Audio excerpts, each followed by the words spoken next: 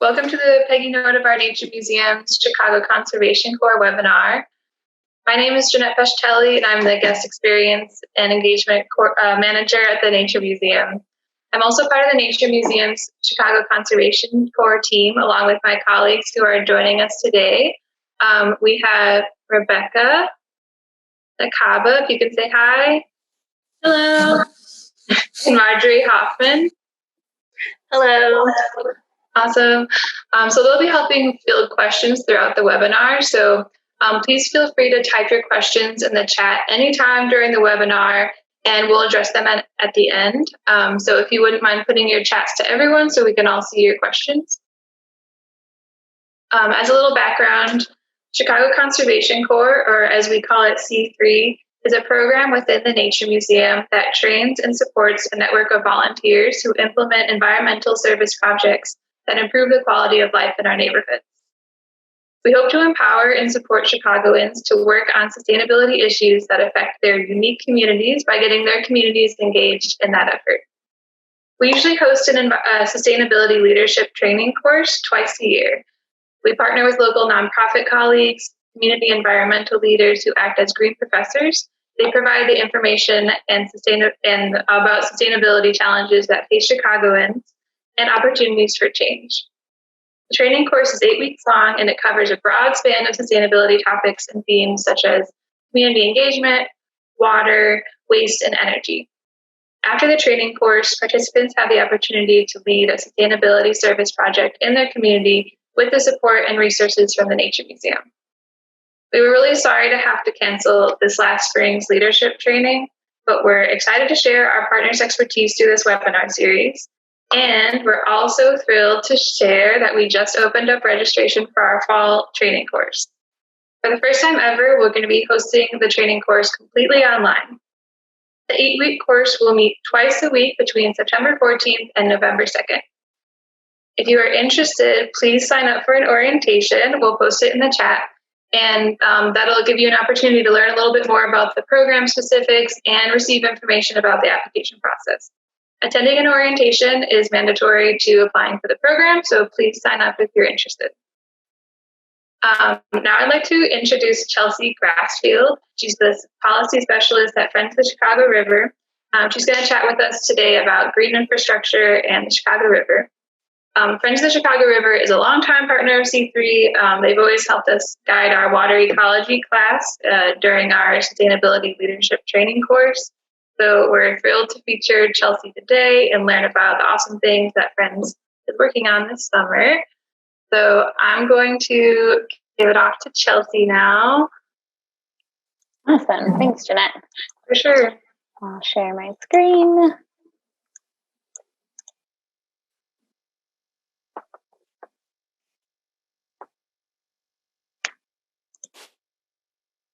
All right. So yes, you are going to hear a bit about green infrastructure and the work that we do with at Friends around green infrastructure. So I'll give a very quick intro to Friends because I'm sure many of you on the call are familiar with us. And then we'll talk about the need for stormwater infrastructure and gray infrastructure. And then green stormwater infrastructure, nature-based infrastructure, and then how you can get involved. So just quickly, Friends is the only organization solely dedicated to the Chicago River, and we work to protect and enhance the river for people, plants, and wildlife. We've been doing this work since 1979, so just last year we celebrated our 40th anniversary. We do our work through 3 main programs: education and outreach. So if any of you on the call have participated in Chicago River Day, then you participated in our education and outreach. Some on-the-ground projects, which I know Maggie Jones, our conservation manager, she has come to talk to C3 before. So her work is all about on-the-ground projects, so restoring turtle habitat or native plantings. And then my work is through the policy planning side. So I work with elected officials, I educate them, and I get them to care about and act on legislation that affects our rivers. And then our planning side, We work with developers who are developing along the river and just make sure that they are aware of the requirements of them as developers, and that they're using the river as an asset. And then just to give some quick context, I think a lot of people think of Friends of the Chicago River and then associate us with downtown and the main stem. But we actually cover this entire watershed region. So the north branch of the Chicago River, of course, the main branch, the south branch, the Calumet. So a lot of tributary watersheds as well. And then the Chicago Sanitary and Shipping Canal. So we're much broader than this. And as I say in the stats here, we cover 2 states and 4 counties. The watersheds are 680,000 acres, and there's 156 miles of waterways. Fortunately, 75% of that is natural shoreline, and we do a lot of work on working with folks to maintain natural shoreline areas. 37,000 acres of open space within a half mile of the river. And then 1.6 million folks live within the river. So a lot of people fall within our boundaries. All right, so that was a little about Friends. Now let's talk about stormwater infrastructure, gray infrastructure. So on a normal day, we have wastewater coming from homes and factories and companies, flushing the toilet, washing your hands, running the dishwasher, laundry machine. All of that is being taken into these combined sewer pipes here. And on a normal day, there's plenty of capacity for all of this wastewater, and it gets taken up by the wastewater treatment facility. It gets treated, and then it's discharged into the Chicago River. And as I may have just said, on a normal day, that's totally all. We've got tons of capacity, and so everything works smoothly. However, on a rainy day, it's a different ballgame. So a combined sewer system means that all of that wastewater I just described on a dry day is combined in the same pipes as stormwater. So here we've got this rain cloud, and it's dumping a whole lot of rain onto our streets. And that's being taken through its storm drains. That water collects on or falls off of roofs and is also put into the system. And so what's happening is, per usual, some of it is being taken to the wastewater treatment facilities, is being treated and discharged. When the system gets overwhelmed by too much rainwater, then the pipes take that into a reservoir, and there are 3 reservoirs in our watershed that then store that water until the rainwater subsides, and the wastewater treatment facilities have the capacity to pump that back up and treat it. Worst case scenario, in a last-ditch effort to prevent flooding and basement backups, untreated wastewater will be discharged through a combined sewer outfall. And that is just raw sewage, anything you flush down the toilet, anything that comes off the street, like litter or oil from cars, all of that gets dumped in. And obviously that's a very big problem for all the fish and wildlife and people who are starting to canoe and kayak along the river in greater numbers. So it's a lot of bacteria. It's pretty gross stuff. And it's a big policy initiative of Friends to work on improving the system and eliminating combined sewer overflows, as they're called. And so what I've just described here, the systems of pipes, this is all of our gray infrastructure. These are the people-made ways that we convey stormwater. And the goal really is to get that stormwater off the street as quickly as possible and out of our way and discharged.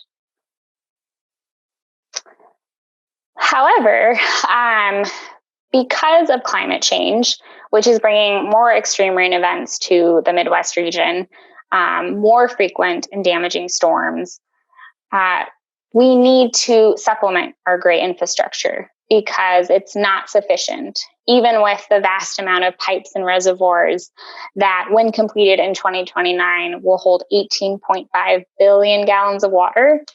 There are still going to be times when the rain just comes too fast and too hard for the system to compensate. So that's where green stormwater infrastructure comes in. And the idea of green infrastructure is that it mimics what nature does for us. On a natural landscape, water will sink into the soil, plant roots will bring that down into the earth, and that water won't sit on the surface or be whisked away into pipes. And so on the left, we've got permeable pavement in an alley in Chicago.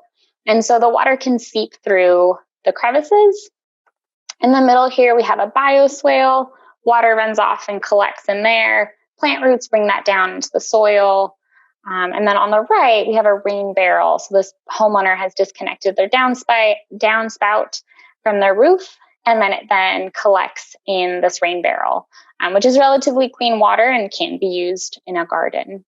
So our green stormwater infrastructure is more focused on keeping water where it falls instead of overwhelming our pipes. And these are all things that the city does, municipalities, developers can do this as ways to meet requirements of developers for holding stormwater where they build, and homeowners can as well. Slight nuance here with nature-based infrastructure. So this is more about investments made to enhance, protect, or expand already existing natural areas. This picture is from just last year from the Skokie Lagoons. And the lagoons have an incredible ability to retain stormwater. And so when our work, things that we do like turtle habitat restoration, where we remove invasive species and plant native species, all of this provides even more stormwater benefits. So not only does it benefit our turtles, but it benefits us from seeing less flooding and less basement backups.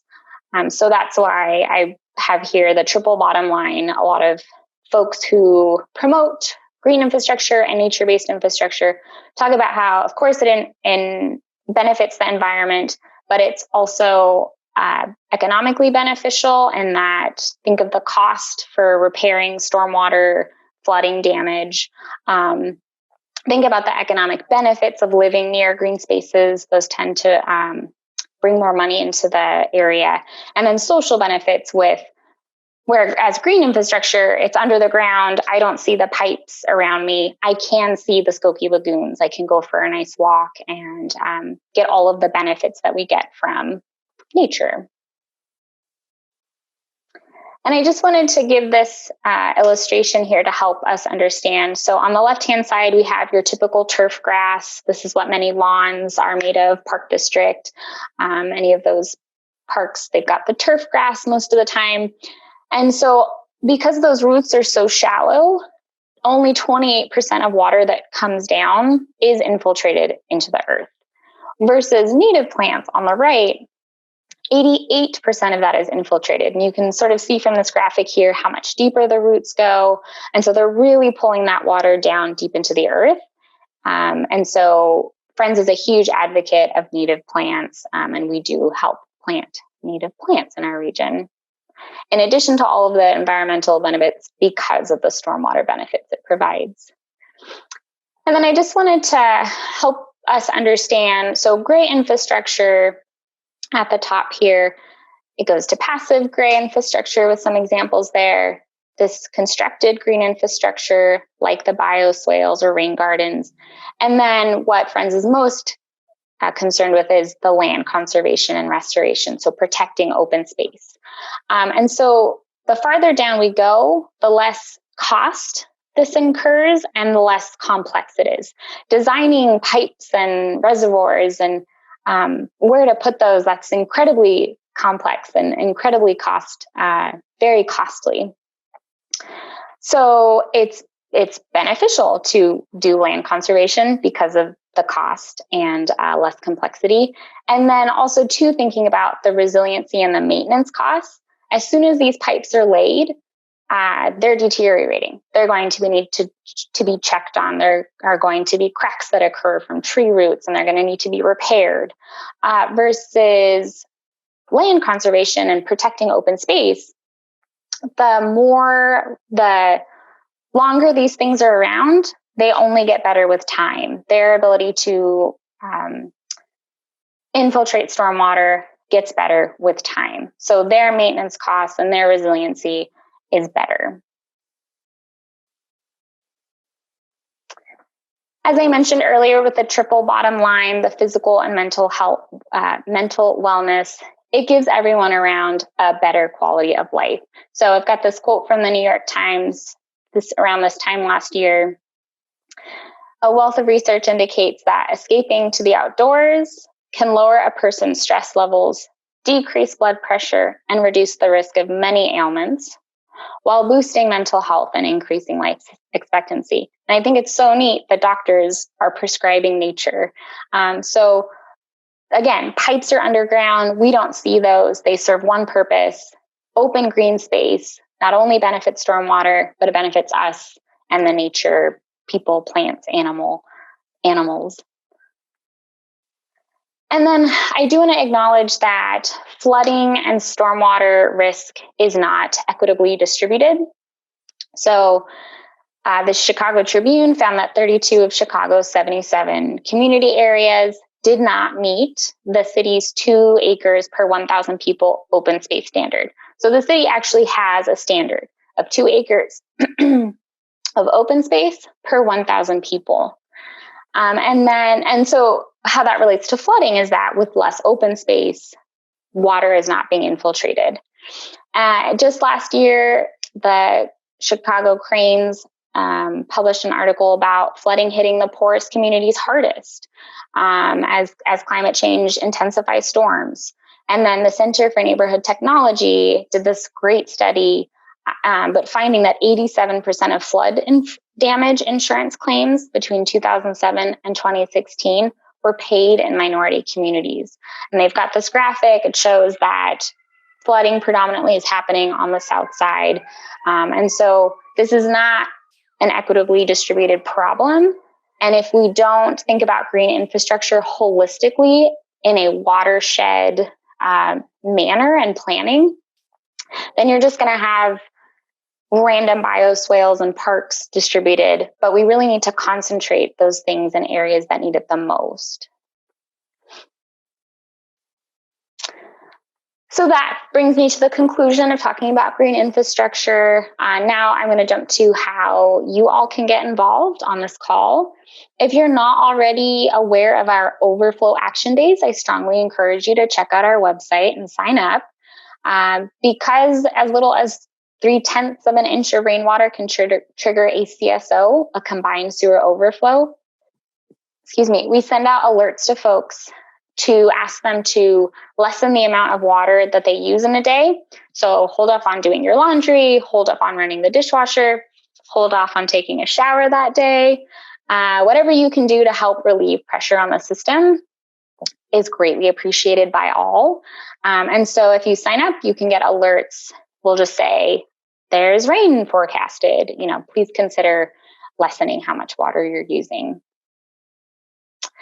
And then Chicago River Day had to be canceled, of course, as so many things did. I'm wearing last year's site captain shirt from the River Day. But what we've moved to is it's a summer challenge. So we've created a whole toolkit for people to clean up litter near them and in a safe way. So please feel free to do that, to check out our website and find out how to get involved. And part of the summer challenge, we are also giving presentations. So you will actually get to hear from my colleagues on the different things that they work on. So for example, Maggie Jones, who I mentioned earlier, who does on the ground work. She'll talk about that. So if you like hearing about, I can't guarantee what she'll say, but if you like hearing about bats and turtles and osprey, then please stay tuned for that. And then Josh Coles will talk about the Bridge House Museum, which is on Michigan Ave, on the Riverwalk. And then Mark Hauser will talk about Centennial Volunteers. And he'll talk about how Friends works on native planting. So if you are interested in that at all, you can sign up for these. And this is not an exhaustive list. There are some that go in, I think we're going until September. So if you go on the website, you go to the events page, you'll find some more webinars that you can check out. And that brings me to the end. Please feel free to reach out anytime. I really welcome questions, comments, or concerns. I am checking. This is my office phone number, and I do check it at least twice a week. So you're also welcome to try to get a hold of me that way. Thank you so much, Chelsey. That was really wonderful. We don't have any questions yet, but something I was thinking of, like towards the beginning of your presentation, about like green infrastructure and the different levels of it. So as some of us might be on this call, I'm a renter in Chicago. I was wondering if you have any like tips or advice for renters and like how I could maybe implement some green infrastructure in my building. Yeah, I guess you could, I guess would depend on your relationship with your property manager, but you could suggest to them, like they may have no idea what a rain barrel is, but be interested in like have space to hold one of those on the property. Because I'm sure if you say to them, you know, if you want to mitigate our risks of flooding, put this on our property, then maybe they'd go for it. I mean, maybe really great property managers would listen to you talk to them about like native plants, maybe, you know, a rain garden. Like if you have the space to put a rain garden, I think that'd be awesome. But yeah, I'd start with rain barrel because that seems like the easiest to just like purchase and place, and then you've done. For sure. I feel like I could probably talk to my landlord about it. Let me know how that talk goes. Yeah. If you guys have any questions for Chelsey, please put them in the chat. Of course, thanks for sharing your contact information so people could reach out in a different way. But, oh, here we go. We've got a question here. So we have a question from Jack. So he's wondering if you could elaborate a bit about the relationship between Friends of the Chicago River and MWRD. How have they been? How have they been with green infrastructure investment in your estimation? Sure. So the MWRD is actually a huge partner of ours. They are, after Cook County Forest Preserves, they are the second largest landowner in Chicago. So they have and a lot of it is along the river. So they have like a huge stake in this. And so I attend all of their board meetings, which are twice a month, except for the summers, which is once a month. We have great relationships with all the commissioners. They are very amenable to when we want to talk to them and bring ideas to them. Like I just mentioned about the land, we have a land use initiative that we're trying to suggest to them where they change some of their policies to protect currently existing open space. And so we're in talks with them. A lot of them have been very receptive to those ideas. It's just a matter of getting action. So they're definitely receptive. And then as far as green infrastructure, which if they protect open space in a way that's protecting and providing green infrastructure, nature-based infrastructure, they have a program where municipalities can apply for grants each year to get green infrastructure funded. So that's been a really great project to see. They're also a huge partner in Space to Grow. Don't know if you all are familiar with Space to Grow, but it takes, it's with the Chicago public school system, and it takes playgrounds and turns them into green infrastructure / playgrounds. And so it's really neat. They put rain gardens in. They've got this kind of material that is under the playground that like absorbs a ton of water and holds it there. So very neat stuff. So the MWRD obviously is our like number one big gray infrastructure. They've got the pipes and the reservoirs and all that, but they are definitely involved in green infrastructure. And I feel that they have been a good partner in that. So that kind of transitions into our next question. So from Rusty, is there existing policy in Chicago that requires native plants to be planted on new properties or buildings within the city or suburbs? So he sees a lot of parking lots and paved structures and no implementation. So that kind of goes a little bit with the project you were just talking about. Are there any like more broad policies that cover the whole city about that? Right. So there's no policy that specifically requires that native plants be installed. However, when new developers are developing, there are stormwater requirements. And I want to say it's to capture the first half inch of rain, but developers have many different ways that they can do that. So they might do a cistern, which is like an underground, like a mini reservoir that they have on their property, or they can do bioswales or permeable pavement. So developers don't have to do one thing. It's more like, here is a menu of options, and then they can choose from that. If that makes sense. Yeah. All right, we got a few more questions here. So from Janet, regarding green infrastructure, are there any regulations regarding artificial turf as ground cover, which they see increasingly in their area? There's also,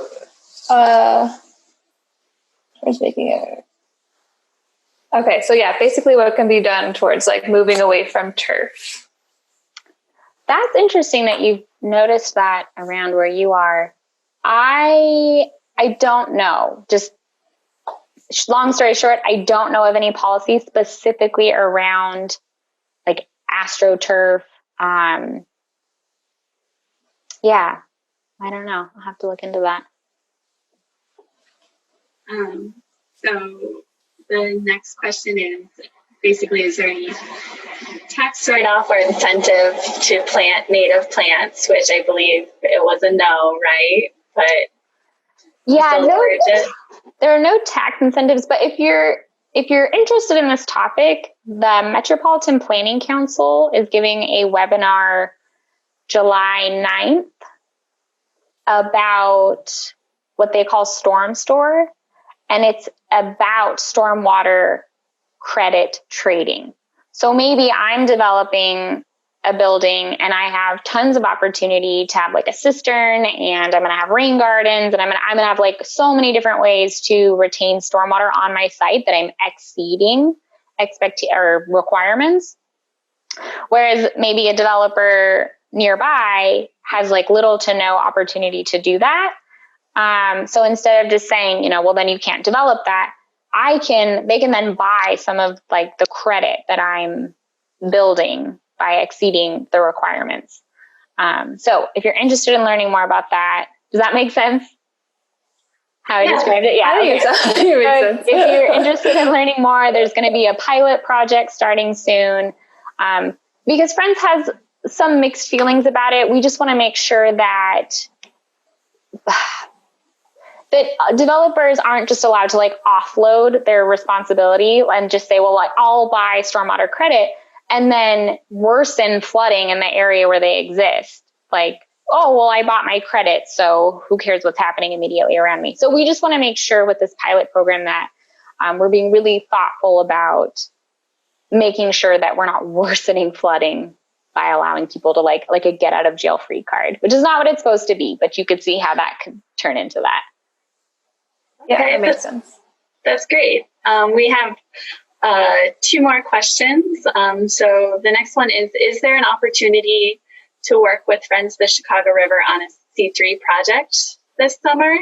So you talked about the how Chicago River Day couldn't happen in some of the webinars. Is there still volunteer opportunities for people? So there's two parts to that summer challenge, one of which is the webinar, and the other one is still, we are encouraging safe litter cleanup. So absolutely, because I think we're asking people to like tally or weigh, any way you can sort of report back what litter you're finding and where.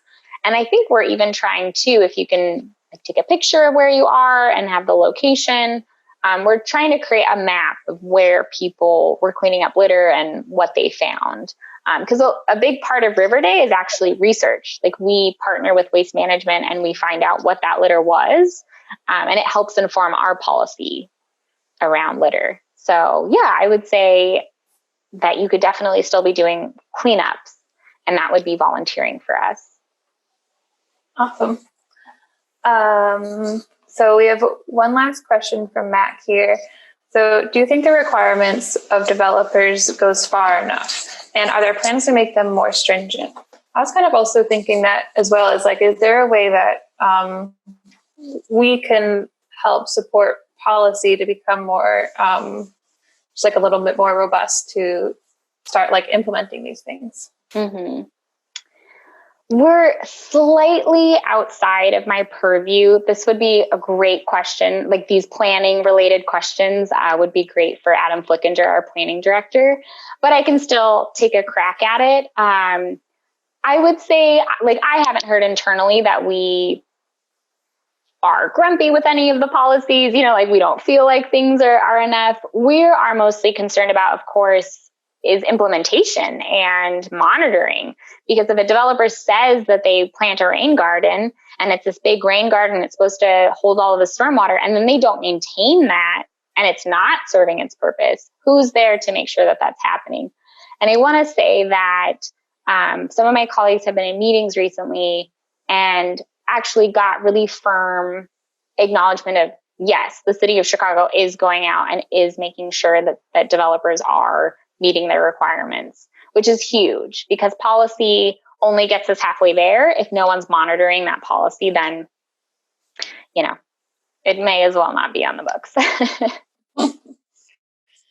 Yeah, that makes sense. So it looks like we have covered all of our questions today.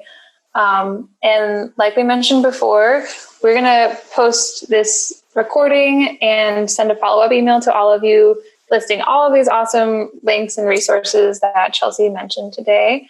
Sorry.